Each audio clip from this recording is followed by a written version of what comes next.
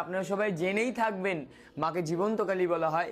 মা জীবন্ত এর বিভিন্ন রকম প্রমাণও পাওয়া যায়। তো মায়ের এখানে বিভিন্ন রকম অলৌকিক ঘটনাও ঘটে। একটি ভক্ত উনি কখনো মাকে দর্শন করেনি, মোবাইলেই মাকে দেখেছে। ওনার ছেলের একটি বিশেষ রোগ ছিল, মানে অনেক শরীর খারাপ ছিল। এবার এক রাত্রির উনি মায়ের কথা চিন্তা করে করে মাকে প্রচুর ডাকছিলেন। তখনই উনি অনুভব করেন যে কারোর লম্বা লম্বা চুল এমনিভাবে গেটের ওই পার হয়ে গেল, নুপুরের আওয়াজ উনি শুনতে পায়। এই শুনে উনি এমনি ভেবে ভেবে ঘুমিয়ে পড়ে। হুট করে মাঝরাত্রে ওনার ছেলে উঠে বলে, মা তুমি আমার মাথায় হাত গোলালে মা। ওর মা বলে, তো না বাবা আমি গোলাইনি।